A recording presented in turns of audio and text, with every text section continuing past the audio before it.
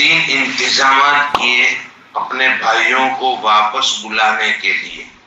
جیسے میں نے کل بتایا تھا، پہلے ترغیب، پھر ترہیب اور تیسرے نمبر پر تدبیر. پہلے ترغیب دی،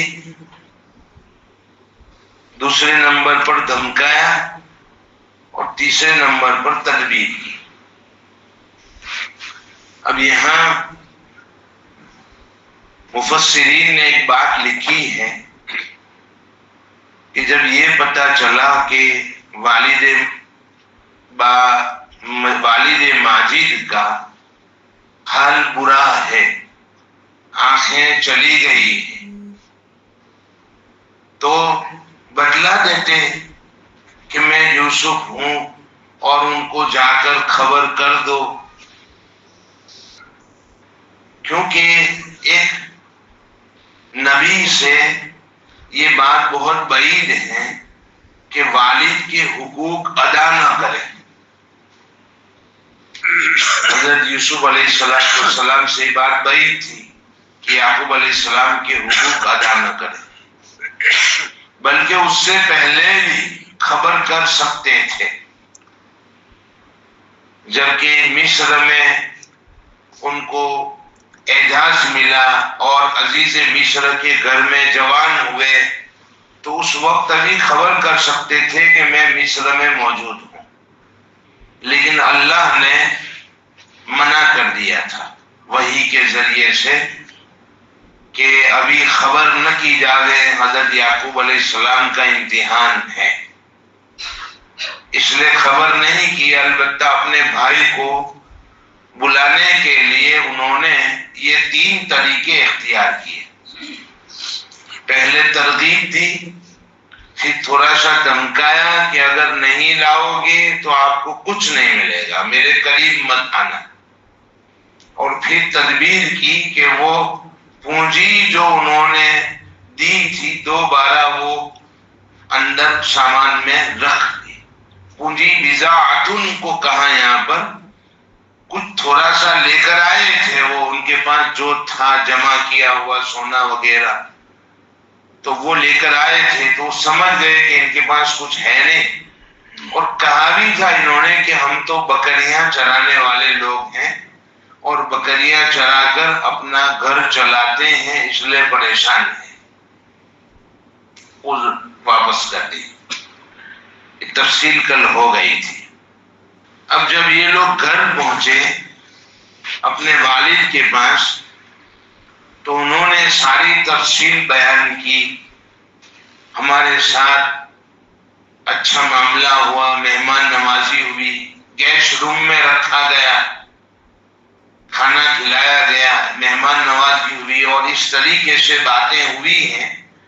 تو وہ اب یہ کہتے ہیں کہ آئندہ آنا ہو تو آپ کو اپنے بھائی کو ساتھ لے کر آنا ہوگا تاکہ مجھے معلوم ہو کہ آپ سچے لوگ ہو. یہ سب تفصیل بیان کی. تو قرآن نے اس کو ذکر کیا، فَلَمَّا رَجَعُوا إِلَىٰ أَبِيهِمْ قَالُوا يَا أَبَانَا مُنِعَ مِنَّا الْكَيْلُ. جب لوٹے اپنے والد کے پاس تو کہا یہ ابا جان، ہم کو غلہ دینے سے منع کر دیا گیا ہے، انکار کر دیا گیا ہے.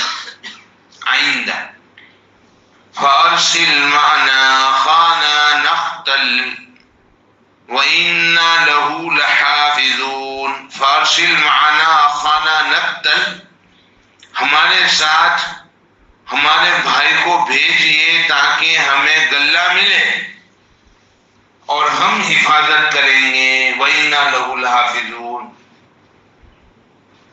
یہ انہوں نے کہا.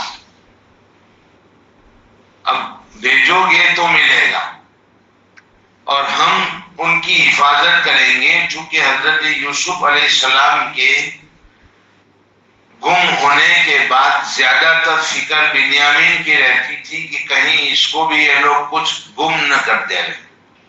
اس لیے انہوں نے یہ جملہ کہا، وَإِنَّا لَهُ لَحَافِظُونَ. حضرت یعقوب علیہ السلام نے اب یہاں ان کو جھٹلایا. قال هل آمنكم عليه إلا كما أمنتكم على أخيه من قبل فالله خير حافظا وهو أرحم الراحمين. کیا میں تمہارا اعتبار کروں جیسے کہ پہلے تم پر اپنے بھائی کے بارے میں اعتبار کر چکا ہوں؟ تمہارا کیا اعتبار؟ اس وقت بھی کہتے تھے ہمارے ساتھ کھیل کود کے لیے بھیجو، کھائیں گے، کھیلیں گے، اچھا لگے گا، واپس لائیں گے، ہم حفاظت کریں گے.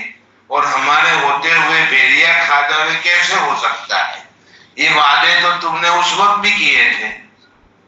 لیکن چونکہ بھیجنا ضروری تھا، بادشاہ نے بات کہی تھی، اس لیے اب اللہ کے حوالے کرتے ہیں کہ میں فاللہ خیر حافظا، اللہ بہتر حفاظت کرنے والا. تم کیا حفاظت کرو گے؟ وَإِنَّ لَهُ لَحَافِظٌ، تم کیا حفاظت کرو گے؟ اللہ بہتر حفاظت کریں گے. وَهُوَ أَرْحَمُ الرَّاحِمِينَ، وہ بہت زیادہ رحم کرنے والوں میں بہت زیادہ رحم کرنے والا ہے، سب سے زیادہ رحم کرنے والا ہے. حضرت یعقوب علیہ السلام نے یہ کہا کہ اللہ حفاظت کریں گے اور میرے ذوق پر اور میری حالت پر جو حضرت یوسف کے گم کے بعد بنی ہے اس پر رحم کرنے والے سب سے زیادہ اللہ ہے.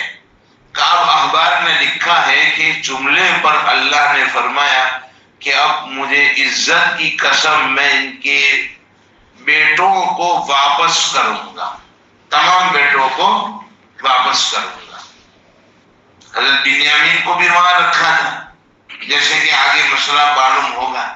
تو کب ان کے بیٹوں کو میں واپس کروں گا، چونکہ اللہ کو ارحم الراحمین کہا ہے، اللہ کو یاد کیا. ویسے بھی یاد کرتے تھے، اب موقع آ گیا. ایک مسئلہ یہاں پر علماء نے لکھا ہے کہ بیٹوں کی 3 بڑی نافرمانی تھی. ایک تو جھوٹ بولا کہ ہمارے ساتھ کھیل کود کے لیے بھیجیے، اور دھوکہ دے کر لے گئے تو دھوکہ دیا. پھر حضرت یوسف علیہ السلام کے ساتھ جو چھوٹے تھے غلط معاملہ کیا. اور تیسرے نمبر پر آ کر انہوں نے جھوٹ بولا کہ بھیڑیے نے کھا لیا. تو بہت سنگین کبیرہ گناہ کیے تھے. اور واضح ہو گیا حضرت یعقوب علیہ السلام پر بل سولت لکم انفسکم امرا، کہ یہ تمہاری کری ہوئی بات ہے. تو حضرت یوسف علیہ السلام نے ان کو گھر سے باہر نہیں نکالا، قطع تعلق نہیں کیا، بلکہ سمجھاتے رہے. تو یہ 3 چیزیں ہوتی ہیں. والد اور اولاد نافرمانی کرتی ہیں تو بعض والدین خاموش رہتے ہیں، کچھ بولتے ہی نہیں. یہ بھی غلط، جو چاہے کرنے دو، غلط ہے. رات کو فون استعمال کریں، دیکھیں تو بھی کچھ نہ کہیں. ایک تو یہ بات ہے. دوسری بات، نافرمانی کریں تو اس کو گھر سے باہر نکال دیں، نکلو یہاں سے، ہمارے گھر سے، یہ بھی غلط. تیسری بات یہ ہے کہ بولنا بند کر دیں، قطع تعلق کر لیں، بات ہی نہ کریں، یہ بھی غلط. حضرت یعقوب علیہ السلام نے کیا کیا؟ گھر میں ہی رکھا اور ایسا سمجھایا ان کو اور ایسا سلوک کیا، سمجھاتے رہے کہ حضرت یوسف علیہ السلام کے بعد حضرت بنیامین کو لے جانے کی درخواست کر سکے. قطع تعلق نہیں، گھر سے باہر نکالا نہیں. اس لیے یہاں علماء نے لکھا ہے کہ اگر اولاد سے نافرمانی ہو جاوے تو خاموش رہنا، قطع تعلق کرنا، گھر سے باہر نکالنا یہ علاج نہیں ہے، بلکہ سمجھانا علاج ہے۔ سمجھاتے رہیں سمجھاتے رہیں سمجھاتے رہیں، یہاں تک کہ کبھی نہ کبھی اس کی اصلاح ضرور ہو جائے گی۔ یہاں پر پیر ذوالفقار نقشبندی دامت برکاتہم نے ایک بات کہی سیرت کے حوالے سے کہ نبی کریم صلی اللہ علیہ وسلم سیرت کی کتابوں میں لکھا ہے کہ 3000 مرتبہ ابو جہل کے دروازے پر جا کر دعوت دی۔ کتنا بڑا حوصلہ ہوگا کہ آج نہیں تو کل پھر گئے، نہیں مانا آخر تک، یہاں تک کہ وہ جہنم رسید ہو گیا۔ تو یہ ہے سمجھاتے رہنا، سمجھاتے رہیں، انشاءاللہ اثر ہوگا۔ گھر میں کتاب تعلیم ہو، کہنا نہیں زبردستی بیٹھنا پڑے گا، میں کتاب تعلیم کرتا ہوں آپ آؤ اور سنو، کرتے رہو، ایک دن بیٹھنے کی توفیق ہو جائے گی اور سنیں تو انشاءاللہ اثر ہو جائے گا، سنیں گے تو اثر ہوگا۔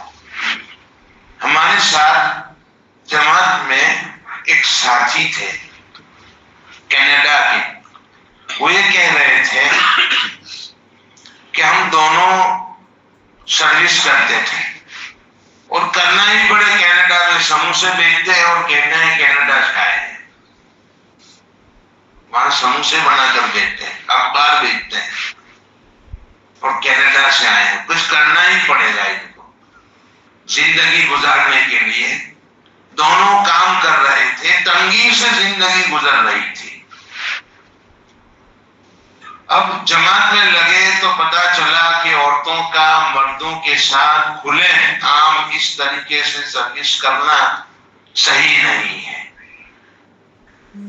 کبھی شوہر کی ڈیوٹی صبح میں ہوتی ہے اور عورت کی ڈیوٹی شام میں ہوتی ہے، دونوں کی ملاقات اتوار کو ہوتی ہے۔ تو ہم نے کہا کہ چھوڑ دو، کہا گھر کیسے چلے گا، ہم نہیں چھوڑے گے، تم تبلیغی ہو۔ تو ہم نے بزرگوں کے مشورے سے کتاب تعلیم شروع کی۔ چلو کتاب تعلیم، جو موقع ملے گا اس وقت کتاب تعلیم کریں گے۔ جب دونوں ملتے ہیں، سنو میں کرتا ہوں، کتاب تعلیم کا اثر یہ ہوا کہ پردہ آ گیا، وہ چھوٹ گئی، کام چھوڑتے ہیں اس کو، اور اللہ نے ہماری سروس میں اتنی برکت دی کہ جو پہلے چلتا تھا دونوں کے پیسوں سے وہ ایک میں چلنے لگا، اور پھر یہاں مرکز پر آئے دونوں، اور پردے کے اہتمام کے ساتھ زندگی پاک صاف شروع ہو گئی۔ تو دیکھو سمجھانے کا، کتاب تعلیم کا یہ اثر ہوتا ہے۔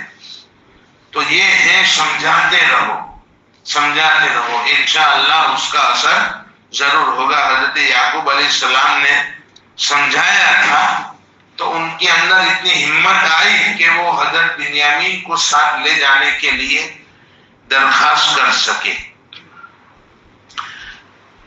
فاللہ خیر حافظا وهو ارحم الراحمین ولما فتحوا متاعهم وجدوا بضاعتهم ردت الیہم، اور وہ جو سامان اندر رکھ دیا تھا پونجی، جب انہوں نے اپنا سامان کھولا تو اپنی جمع پونجی واپس اندر پائی جو ان کی طرف لوٹا دی گئی تھی، اور خوش ہو گئے۔ قالوا یا ابانا ما نبغ، قالوا یا ابانا ما نبغی هذه بضاعتنا ردت الینا، کہا یہ ہمارے آبا، ہمارے والد، اور کیا چاہیے، یہ ہمارا سامان، ہماری پونجی دوبارہ ہماری طرف واپس کر دی گئی۔ کتنا اچھا بادشاہ ہے جس نے ہم کو دوبارہ مہمان بنا کر بلایا ہے۔ وَنَمِيرُ أَهْلَنَا وَنَحْفَظُ أَخَانَا وَنَزْدَادُ كَيْلَ بَعِيرٍ ذَلِكَ كَيْلٌ يَسِيرٌ۔ یہ ہمارا سرمایہ جو ہم کو واپس کر دیا گیا ہے، ہم اب کی دفعہ پھر جا کر اپنے گھر والوں کے لیے دوسرا غلہ لائیں گے اور اپنے بھائی کی حفاظت کریں گے۔ ایک اونٹ پر جتنا غلہ آ سکے اتنا زیادہ ہم لائیں گے، اور یہ غلہ لانا ہمارے لیے آسان ہے۔ ذالک کیل یسیر، بہت آسان ہے ہمارے لیے غلہ لانا۔ تو یہ درخواست کی پھر دوبارہ، پہلے بھی درخواست کی تھی، اب کہا کہ دیکھو سامان بھی ہے، ایک غلہ اور ہوگا، 11 بھائی ہیں تو 11 اونٹ کا غلہ ملے گا، ورنہ دینے سے منع کیا ہے۔ بہرحال یہ جب کہا تو حضرت یعقوب علیہ السلام نے بھی سمجھ لیا کہ یہ کوئی اچھا بادشاہ ہے تو بھیجنا ہی ہے، تو ان سے قسم لو، اپنے بھائیوں سے اپنے بیٹوں سے بنیامین کو بھیجنے میں قسم لو۔ قال لن ارسلہ معکم حتی تؤتون موثقا من اللہ لتأتوننی به الا ان یحاط بکم فلما آتوه موثقهم قال الله على ما نقول وکیل۔ یعقوب علیہ السلام نے کہا کہ میں بنیامین کو تمہارے ساتھ ہرگز بھیج نہیں سکتا جب تک تم اللہ تعالیٰ کے نام سے قسم کھا کر پکا عہد نہ کرو۔ اللہ کے نام سے قسم کھا کر پکا عہد نہ کرو، اور میں بنیامین کو ضرور میرے پاس واپس لاؤ، اور کہو کہ ہم بنیامین کو ضرور میرے پاس واپس لاؤ گے، مگر یہ کہ تم سب بے بس ہو جاؤ۔ الا یحاط بکم، یعنی کوئی دشمن حملہ کر لے اور تم بے بس ہو جاؤ تو الگ مسئلہ ہے، ورنہ جب تک تمہاری طاقت میں ہو تم ان کو میرے پاس قسم دو کہ واپس لائیں گے۔ چونکہ اللہ کی قسم تھی اور بے بس ہو گئے تو قسم پوری نہیں ہوگی۔ جب انہوں نے قسم کھا لی، فلما آتوہ موثقہم قال اللہ علی ما نقول وکیل، تو حضرت یعقوب علیہ السلام نے کہا تم نے جو قسم کھائی ہے اس پر اللہ تعالیٰ کو میں وکیل بناتا ہوں۔ تم نے جو قسم کھائی اس پر میں اللہ تعالیٰ کو وکیل بناتا ہوں، نگران بناتا ہوں۔ پھر حضرت یعقوب علیہ السلام نے جب بھیجنا چاہا تو ایک بات فرمائی، کیا کہا کہ تم جب وہاں جاؤ نا تو اب کی بار ایک دروازے سے اندر داخل مت ہونا۔ پہلی بار تو کیا ہوا تھا کہ سارے ایک دروازے سے داخل ہوئے، 10 اب کیا کہا کہ اب 10 ایک دروازے سے شہر میں داخل نہیں ہوں گے بلکہ متفرق ہو جانا، 2 ادھر سے 2 ادھر سے 3 ادھر سے، الگ الگ دروازے سے داخل ہو کر وہاں دربار میں پہنچنا۔ حضرت یعقوب علیہ السلام نے یہ نصیحت فرمائی، اس کو قرآن میں ذکر کیا ہے، وقال یا بنی لا تدخلوا من باب وادخلوا من ابواب متفرقہ، اور یہ میرے بیٹو نہ داخل ہونا ایک دروازے سے بلکہ متفرق دروازوں سے داخل ہونا۔ ایسا کیوں کہا؟ 2 وجہ ہے۔ پہلی مرتبہ میں نصیحت نہیں فرمائی تھی اس لیے کہ عام مسافر تھے، لیکن جب وہاں پہنچے تو شاہی مہمان بنے۔ حضرت یوسف علیہ السلام نے ان کو اپنے گیسٹ ہاؤس میں رکھا، مہمان کھانے میں ان کی مہمان نوازی کی۔ 2 بار آئیں گے تو لوگ جانیں گے کہ یہ وہی لوگ ہیں جن کی مہمان نوازی بادشاہ نے وہاں پر کی تھی اور ہڈے کٹے گھوڑے جتنے بھی تھے تو نظر لگ جائے گی ان پر، یا لوگوں کو حسد ہوگا. ایک ساتھ 11 آدمی آوے تو لوگوں کو حسد ہوگا کہ یہ ہے کون جن کو بادشاہ اتنا اکرام کرتا ہے، تو حسد کا شکار ہوں گے، تکلیف پہنچے گی یا نظر لگ جائے گی. اب نظر لگتی ہے کہ نہیں لگتی ہے؟ حدیث میں ہے العین حق، نظر لگتی ہے. روایت میں ایک واقعہ نقل کیا گیا ہے کہ ایک مرتبہ سہل ابن ابی حنیف بہت خوبصورت تھے. غسل کرنے کے لیے انہوں نے تہبند باندھا، لنگی باندھی اور اوپر سے کپڑا اٹھایا. آدمی لنگی پہن کر باہر غسل کرتا ہے شکل چھپا کر. تو عامر ابن عامر نے ان کو دیکھا تو تعجب سے دیکھ کر کہا کہ واللہ ایسا گورا اور مضبوط جسم تو میں نے کبھی نہیں دیکھا. مسلس بھی برابر تھے اور گوڑا تھا بدن، ایسا خوبصورت بدن اور مضبوط بدن میں نے کبھی نہیں دیکھا. تعجب سے یہ کہا، بس یہ کہنا تھا کہ ان کی حالت خراب ہوئی.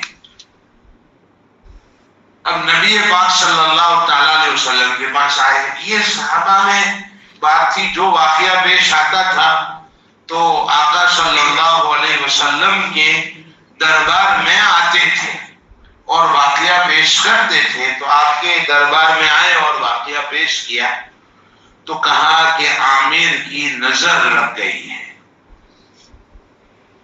تم ان کو برکت کی دعا دیتے کہ اللہ تمہارے جسم میں برکت دے، یا کہتے ماشاء اللہ لا قوت الا باللہ. کسی کو دیکھیں اور اچھا لگے تو تعجب سے نہ دیکھیں بلکہ کیا کریں، بارک اللہ فیک، اللہ آپ کو برکت دے، یا کہیں ماشاء اللہ.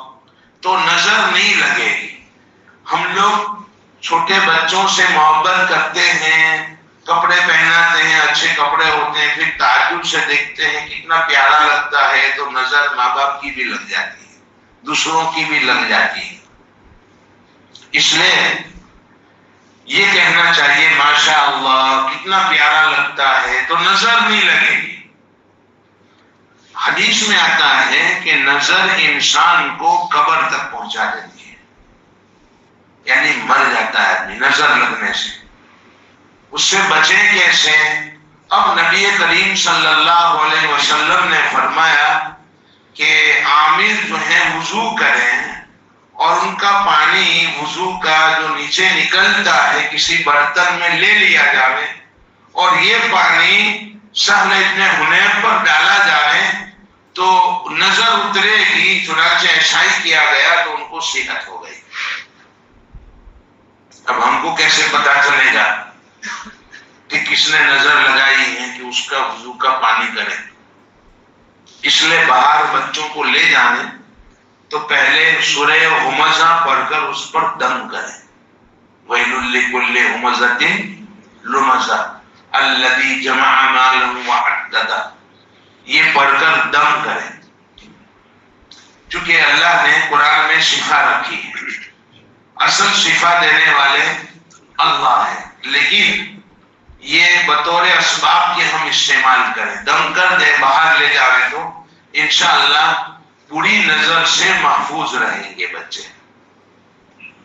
اور اگر نظر لگ گئی مان لو تو میں آپ کو نظر اتارنے کا طریقہ بھی بتلا دیتا ہوں. آج باپو بھی بن جاتا ہوں تھوڑی دیر کے لیے. 7 مرچ لے، ہر پہلے تمام مرچ پر درود شریف پڑھ لے اور دم کر دے. پھر ہر مرچ کے اوپر بسم اللہ الرحمن الرحیم کے ساتھ سورہ فاتحہ پڑھے، الحمدللہ رب العالمین، یہ پڑھے ہر مرچ پر الگ الگ. پھر 7 مرچ کو اس کے اوپر سے اس طریقے سے یہ کر لے رے مل لے رے، یعنی اوپر سے اس کو گجراتی میں کہتے ہیں اوار لینا، اس کے اوپر سے لے لے رے، بچے کے اوپر سے جس کو نظر لگی ہے، اور پھر اس کو جلا دے رہے۔ دیکھو گے کہ بالکل اس کے اندر بدبو نہیں ہے تو سمجھو کہ نظر ہے، اور اگر بہت بدبو ہو اس کو جلاتے ہیں مرچ کو تو کھانسی ہوتی ہے، سمجھو کہ نظر نہیں ہے۔ اس طرح کرتے رہیں صبح شام، یہاں تک کہ مرچ کے اندر جو ہے وہ بدبو جو آتی ہے اس کی وہ آنے لگے۔ یہ تو میں نے آسان نسخہ بتایا ہے، لیکن جو حافظ ہیں مزید کام کر سکتے ہیں تو اس کی ناپ پر اتنا کر لو تو بھی کافی ہے جو میں نے بتایا۔ باقی اس کی ناپ پر فلما القوا قال موسیٰ ما جئتم به السحر ان اللہ سیبطلہ ان اللہ لا یصلح عمل المفسدین، یہ پڑھے ناپ پر، اور منہ کے اوپر وَإِن يَكَادُ الَّذِينَ كَفَرُوا لَيُزْلِقُونَكَ بِأَبْصَارِهِمْ لَمَّا سَمِعُوا الذِّكْرَ وَيَقُولُونَ إِنَّهُ لَمَجْنُونٌ إِنْ هُوَ إِلَّا ذِكْرٌ لِلْعَالَمِينَ۔ یہ چہرے پر پڑھے ایک ایک مرتبہ اور پھر جلاوے، انشاءاللہ بہت جلد شفا یاب ہو جائے گا بچہ، ایک دو مرتبہ میں تو نظر ختم ہو جائے گی۔ اب میں انشاءاللہ ایک حدیث کل سناؤں گا تعویذ کے متعلق کہ ہم یقین کس پر رکھیں گے، اللہ پر رکھیں گے، تعویذ پر نہیں۔ وہ اسباب کے درجے میں استعمال کرنا چاہے تو کر سکتے ہیں، جیسے کہ بعض لوگ تعویذ پہنتے ہیں گلے میں اور پھر نکالتے نہیں ہیں، اور یہ کہتے ہیں کہ میں اس کو نکالوں گا تو بیمار ہو جاؤں گا، گویا کہ اس نے اس تعویذ کو مؤثر بالذات سمجھا، اس دھاگے کو۔ ہم سردی کی گولی لیتے ہیں تو سردی ختم ہو جانے کے بعد اس کو پیتے رہتے ہیں نہیں، یہ پوری زندگی یہ اسباب ہیں۔ ایسے ہی ہم نے کوئی تعویذ پہن لی سمجھو، یا یہ کہ کوئی دعا کر لی تو اس کے بعد جب اچھا ہو گیا تو اس کو نکال لیا، اب اچھا ہو گیا، ہمیشہ کے لیے اس کو پہن کر رکھنا کوئی ضروری نہیں ہے، سمجھ میں آئے؟ اس لیے اس کے متعلق انشاءاللہ میں کل ایک اہم حدیث سناؤں گا۔ آج وقت ختم ہو گیا ہے۔ سبحان اللہ و بحمدہ، سبحانک اللہم و بحمدک، ونشہد ان لا الہ الا انت، نستغفرک ونتوب الیک۔